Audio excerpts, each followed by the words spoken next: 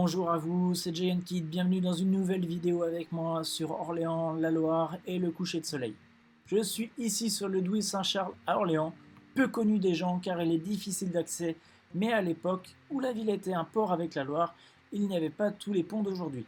Cependant, à une époque, il y avait bien une vie maritime à Orléans. Mais c'est pas le sujet de la vidéo, je ferai une vidéo avec ce passage de l'histoire d'Orléans. À Orléans, ce spot est accessible uniquement quand la Loire est basse. Vous devez vous en douter, car si la Loire est haute ou qui est en crue, ici vous pouvez y aller en nageant. Mais bon, c'est pas le principe non plus, il faut avoir des bonnes chaussures quand l'été ou le temps ou la Loire le permet, car le chemin est vraiment difficile d'accès.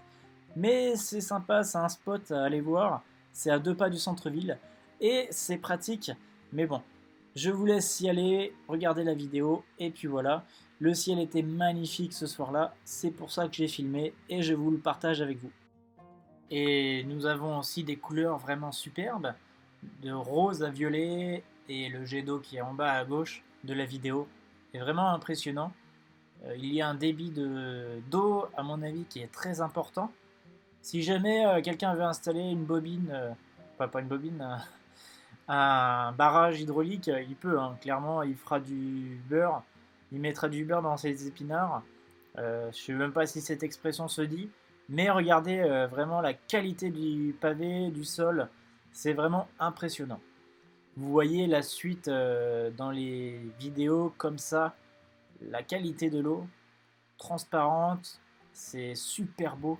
Et cependant, la Loire à cet endroit-là est un peu insolite, car personne n'y va.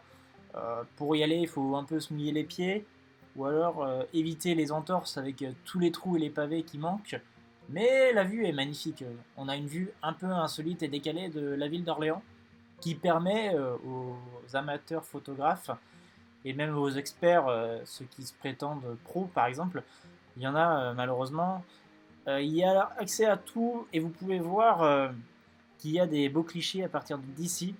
Et je pense pour faire de l'astronomie, c'est un bon spot. Il n'y a pas forcément beaucoup de pollution lumineuse, mais après, il faut voir la qualité de la photo et la qualité du travail aussi.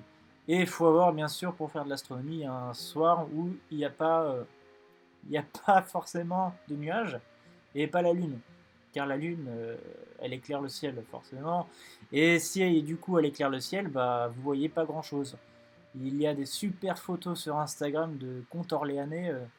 Purée, je me dis, il faut aller en forêt, il faut aller en pleine nuit, faire des photos. Mais quand tu dors 5 heures par nuit, c'est compliqué de faire de la photo. Mais c'est un projet de vie. C'est agréable à voir en tout cas.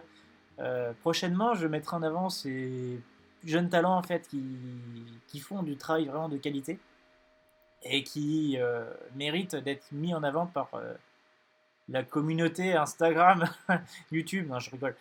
Mais il y a vraiment beaucoup de travail de la part de certains photographes et qui partagent leur passion. C'est vraiment super beau. Là, on peut voir les couchers de soleil sur Orléans sont vraiment super beaux. Je trouve agréable et apaisant cet endroit, car si vous y allez, vous verrez, il n'y a aucun bruit. Le bruit de la circulation, les klaxons, le tram, on n'entend rien. Le plus flagrant, c'est en dessous du pont, du coup. Il y a un accès l'été, là c'est encore trop haut pour y aller. Mais allez-y, faites-y un tour. Et vous me direz, ouais c'est super beau, on n'entend pas du tout la ville. On n'entend pas du tout personne braille. Il n'y a pas de tram, il n'y a pas de voiture. On se croirait dans un monde un peu insolite où vous voyez, il n'y a personne qui va faire du bruit et ça permet un calme absolu. De plus, ça fait un peu vidéo ASMR quand on est sous le pont, car le bruit des vagues, c'est vraiment reposant. Et si vous êtes stressé dans la vie, bah clairement, allez-y, hein, faites-y un tour. Mais prenez des bonnes chaussures parce que regardez la qualité du sol, ça laisse quand même à désirer. Et si jamais vous avez une entorse, moi le conseil que je vous donne, hein, établissez un campement, attendez les secours. Hein. Ils ne viendront pas. Hein, parce que clairement, faut venir avec un brancard, c'est compliqué à cet endroit-là. Mais regardez, il y a quand même des belles couleurs, je veux dire, parce que des beaux couleurs ça veut rien dire, des belles couleurs dans le ciel avec un espace nature et découverte. Alors ça y est, placement de produit.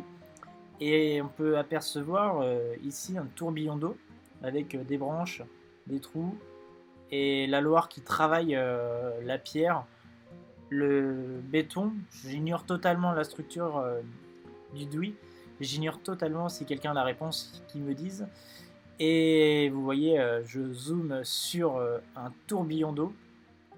Et c'est vraiment impressionnant le débit car il y a un espace-temps impressionnant entre la durée du trou et la sortie de l'autre côté, avec notre belle cathédrale Sainte-Croix qui est l'une des plus belles de France. Ça, je suis pas le seul à le dire malheureusement, et ça fait plaisir d'entendre ça de touristes et de personnes connues sur Instagram, mais ça fait plaisir. Les couleurs du ciel avec l'arbre en face de nous est vraiment importante. Car vous voyez, il y a une couleur sombre tout en haut et très chaude en bas. Enfin, froide en haut et chaude en bas. Du coup, je me suis trompé dans mes termes. Mais c'est vraiment atypique, on va dire. C'est pas tout le temps des moments comme ça. Il y a des fois où le coucher de soleil, c'est rien du tout. C'est un temps gris de 8h du matin jusqu'à 23h du soir. Et c'est foutu, quoi. Mais là, vous voyez clairement que le Douy est vraiment accessible, que tout le monde peut y aller. Et sincèrement, pour faire de la découverte et de la photo, même de la photo animalière, c'est super beau. Il y a des hérons qui sont dans le coin, même les oies, les canards, les mouettes, les dinosaures, les ovnis, les soucoupes volantes, il y a tout le monde qui y passe. Il y a même des bateaux l'été qui proposent des croisières. Et c'est sympa, clairement. Allez-y, allez-y. Mais bon, là, il faut profiter de l'hiver, car l'hiver, le soleil se couche vraiment tôt. Et s'il se couche tôt, bah, tu peux faire de la photo à 18h. Et si tu es en été, tu fais de la photo qu'à 23h, c'est compliqué. Tu es obligé de veiller, sauf si tu es dehors à ce moment-là. Mais faire de la photo, le bon moment pour faire de la photo de coucher de soleil, pour moi, c'est au printemps et en automne. Quand le soleil se couche vers 20h, 19h-20h, c'est parfait.